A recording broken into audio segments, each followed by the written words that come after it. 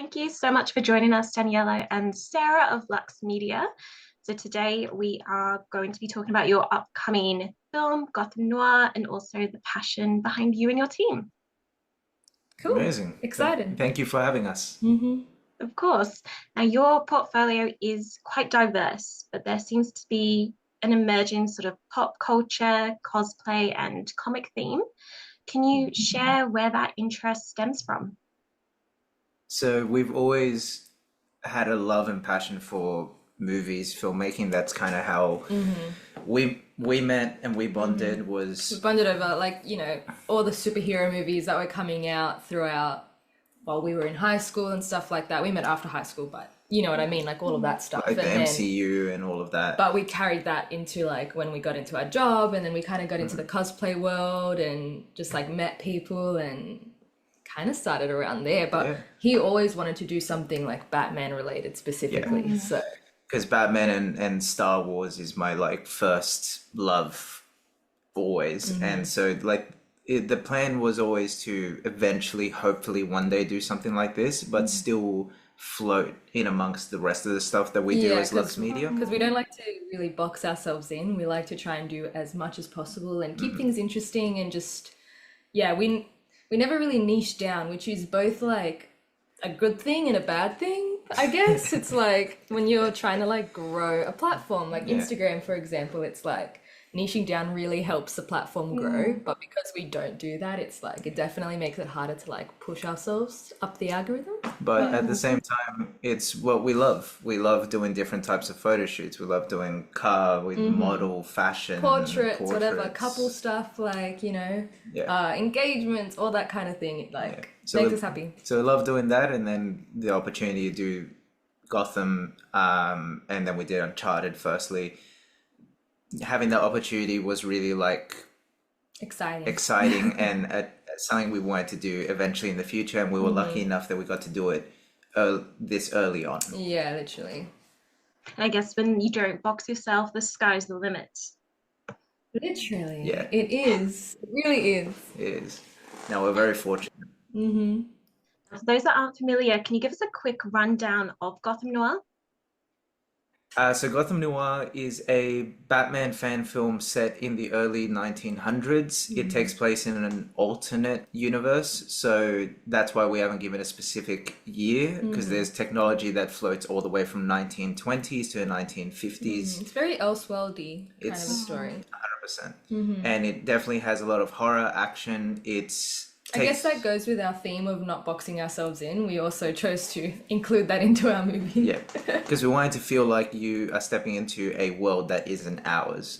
Escapism, you know what I mean? Like I feel like we've seen a lot of realism in films lately, and we've been saying like talking just amongst ourselves and our friends, and like we miss that feeling of escapism in Yeah. movies where you feel like it has nothing to do with the real world. They don't mention anything that's like today's issues, today's problems. It's just like you get to be somewhere else for an hour and a half or 2 hours, whatever it is, and just not think about life. And there's always layers to how we write it, because you can view it very fantastical, very much just an enjoyment and escapism. But if you really wanted to dig deeper through the story of it, do with modern world. Yeah. But you can view it whichever way sort of suits you at the current place that you're Yeah. at.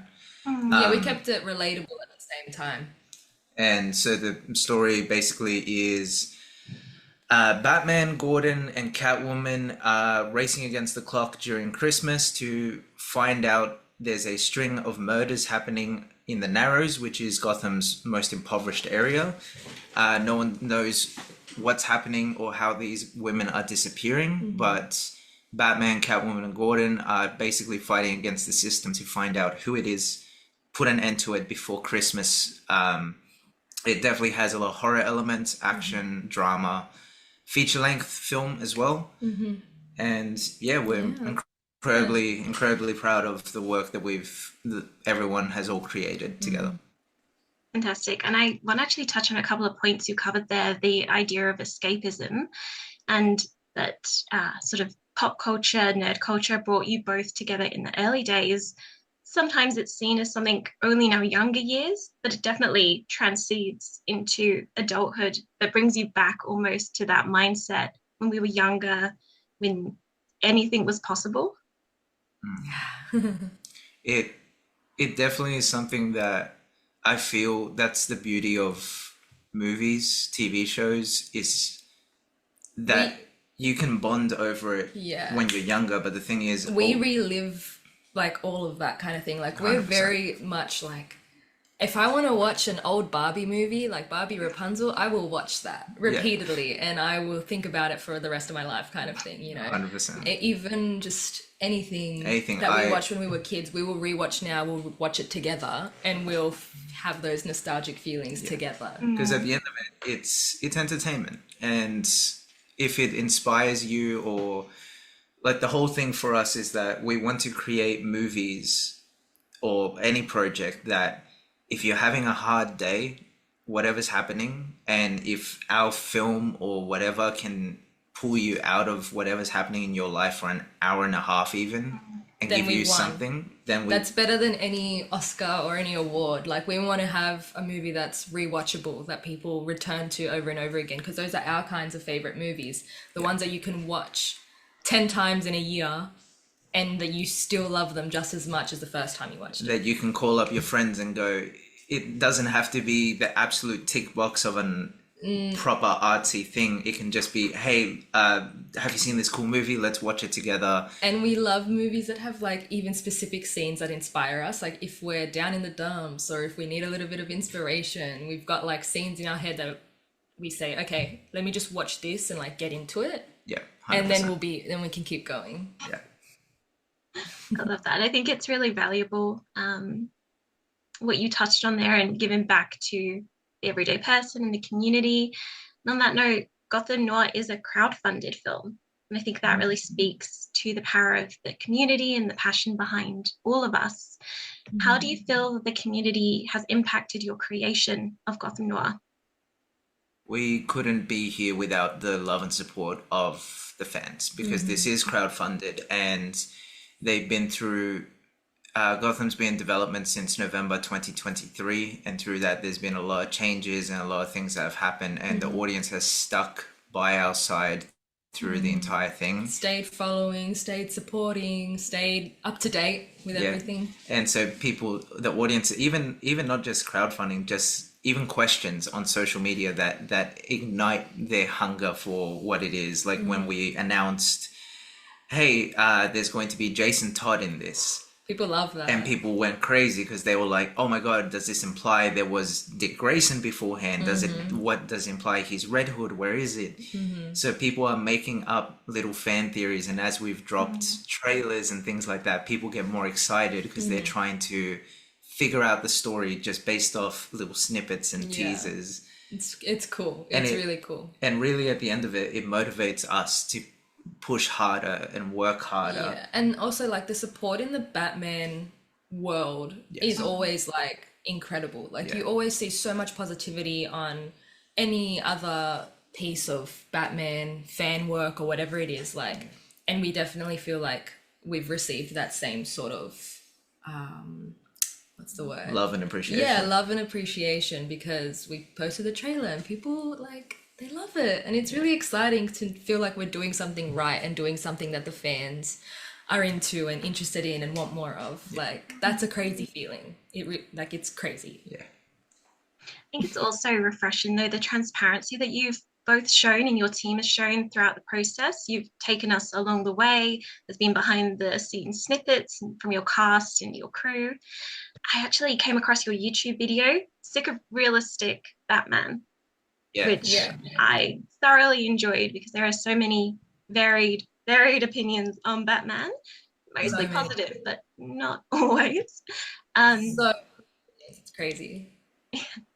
But I was really drawn to, and you touched on it earlier, escapism. The psychology of Batman, Catwoman, and Gordon when they see what's left over of the victims. Because it's one thing to imply it, and there's a whole other thing if the audience and the main characters see with their eyes what the damage is done and the long-lasting effects of that damage.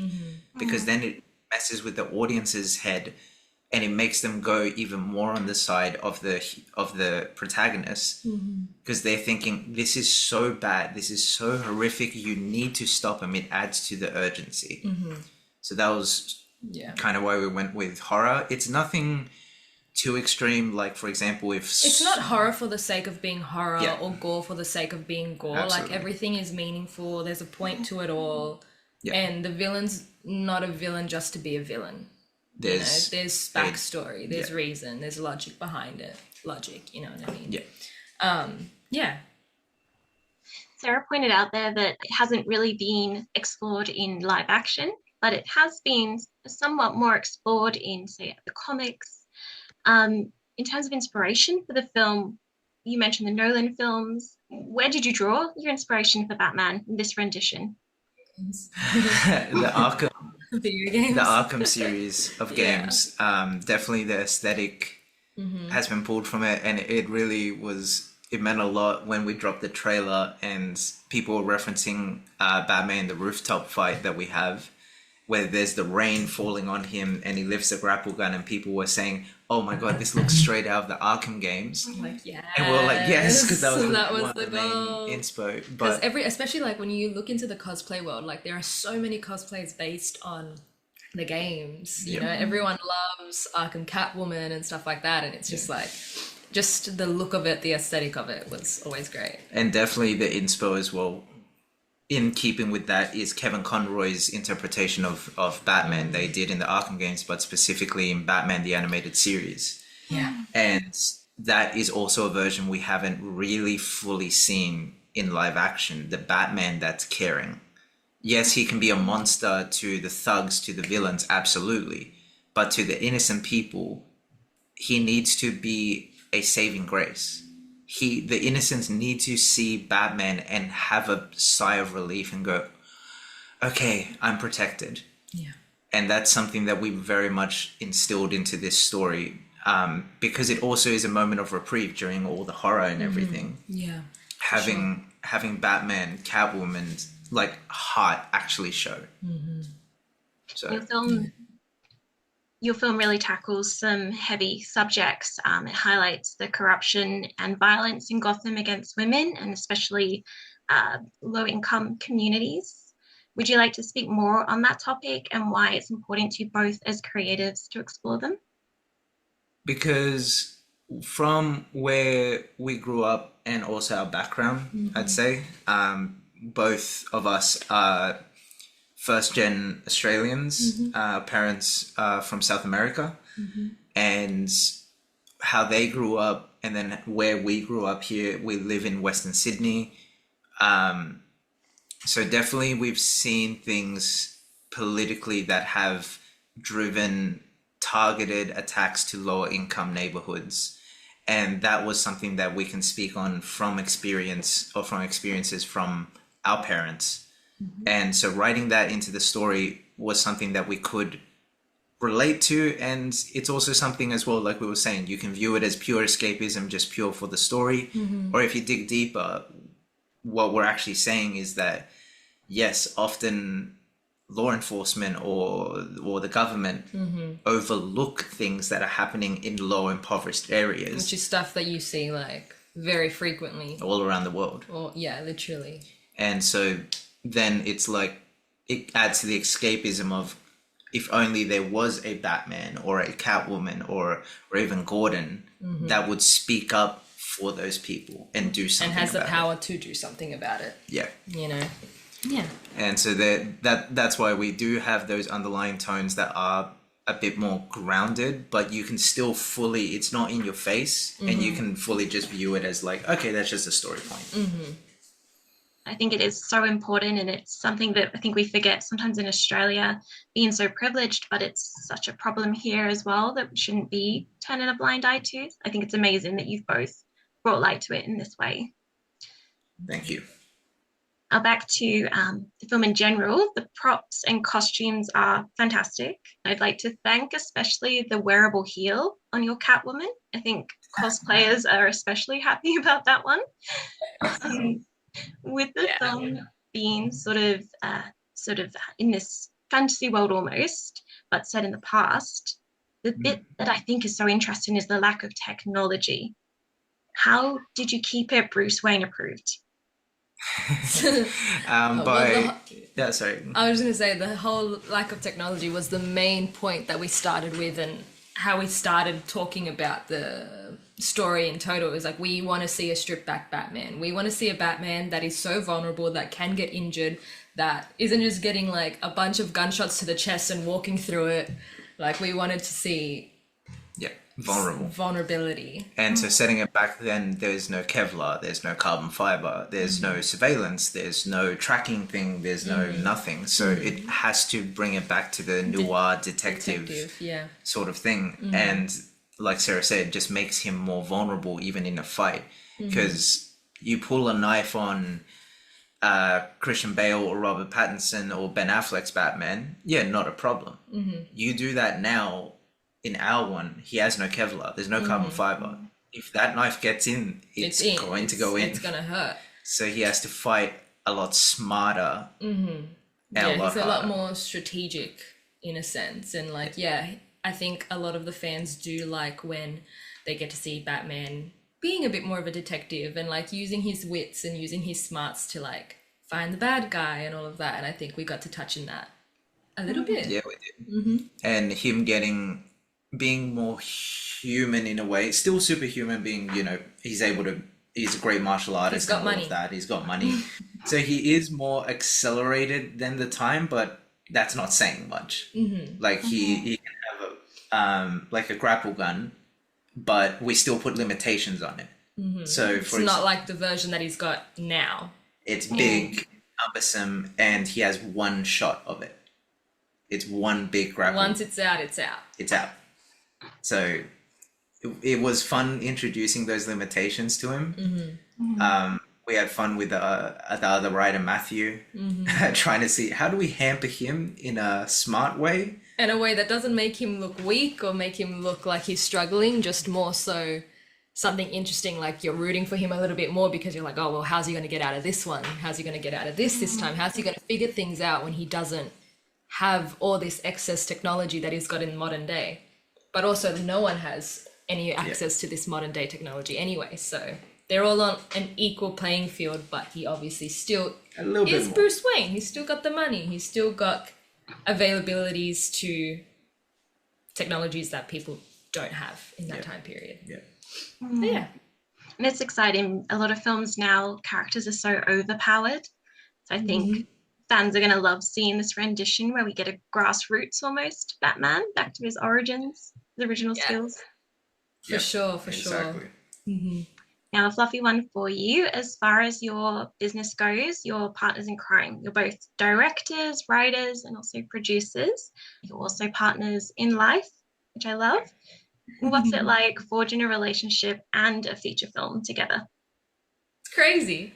No, it's honestly a good thing because, again, we both have our separate strengths and weaknesses. We both have the ability to pull each other up when we're feeling a little bit down or when we're struggling a little bit with like the weight of carrying all the aspects that we're carrying. And there's a lot that he's better at, and then there's some things that I'm better at, and then we merge them together and it works. And we're also we communicate. That's definitely like the key to everything, is just we communicate what our needs are in both the film but also in the relationship. And that's the main thing that's able to like push us through everything. We talk. And that's the key thing to any relationship, not just when you're working together and have a business together, but I think it's extra important when you've got to like draw those lines and separate things and all of that kind of a thing. And it does become especially on set, because we think quite similar, but also because she's able to pick up on a lot of things that say I wouldn't be able to pick up on, because he's DOP, like he DOP'd the whole thing. Like there's more so we like to we're the directors, writers, producers, but on top of it we DOP'd, camera opt, edited, half visual effects. So we're wearing a lot of hats, and with that it's so easy for things to slip through the cracks, which that's a massive benefit of having two of us. And I'm sure that like there's still things that happen to slip because we're working on such a small crew and like we're doing so many roles and stuff like that. Yeah. But definitely having us two like working as directors together, it's like we discuss everything ahead of time before we go and we talk about what we need, what we want to get, Yep. and then that helps the flow a little bit better for us too. Absolutely. And it helps even actors go up to one of us for a quick note or something like that if the other one's busy. Yeah. And it also helps at the other end of it when it gets to editing or it gets to any other post-production, because we still have each other's backs, and we're also both having two sets of eyes on things. Yeah, so he can edit something without me there, and then I can come in and be like, actually, I've caught this, this, and this, and then he can go in and adjust whatever I've caught, kind of a thing. So it works out pretty well. Yeah, it does. Plus, we kind of like each other, so it's not so bad. I mean, after seven a bit years, you'd think. Yeah. Or you'd hope. Well, it's fantastic. And, you know, in Batman, there's a lot of themes of romance, whether it's Catwoman and Batman or Nightwing and Oracle. Little cliche, but if you were to assign characters to yourself in your partnership, who would you go with? That's actually if I was gonna say out of Batman, I'd say the easiest one would be Anakin and Padme. Oh, just like out of Batman, not Out Batman of related. Batman, it'd be Anakin and Padme. That's Inside cute. Batman, it would Would be, it be Bat and Cat? it would be Bat and Cat, because you're quite fiercely independent. You are quite strong. You personify Cat quite a lot. Okay. And That's too much. Batman out of the other side is just, hey, who's the one with Catwoman? Like Yeah. that's pretty much it. Oh my god. Nightwing Oracle, no, not as much. I'm not nice enough to be Nightwing. No, you definitely give off Batman. Like he'll come in, Because mess shit up. because if it's that's the other necessary. thing as well, as directors, is staying true to your vision, and that's something that does come from, I guess, our upbringing, and we always hear out different ideas. We're always asking for other people. We don't care where the ideas come from. Collaboration, because at the end of it, this film is being made not by us, it's everyone. Yeah. So we always encourage collaboration. Tell us your ideas, tell us your concerns. We do all of that, but also at the same time remaining strong with, okay, but what's the unified vision to ensure that it's like, We're still following along, and that the film as a whole will look unified and be one clean piece of art. yeah. So I think, yeah, to answer your question, Batman, Catwoman, I'd say so. or Joker and Harley. Oh, Maybe not. let's stick with Bat and Cat. Yeah, sure, we'll go back.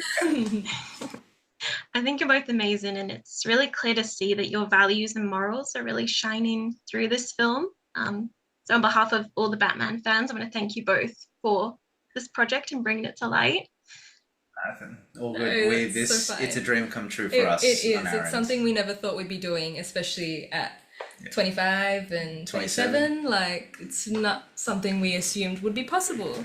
And hey, if our film is like, relatable to one person, or even to one person, it makes you happy or distracts you for a day, Then we've done then our we've job. done our job. That's our job as creatives, is to just like bring people joy, That's it. bring people distraction in a world full of like so many miserable things. Let's make you feel something that's not miserable. So thank you for saying that, and I'm glad that you and a bunch of other fans are excited to see it. Yeah. Absolutely. I feel all ooey gooey after this interview, honestly. Like, you're so quotable, and I love everything you've said. You've been a great interviewer. We've Honestly, had a you great really time. have.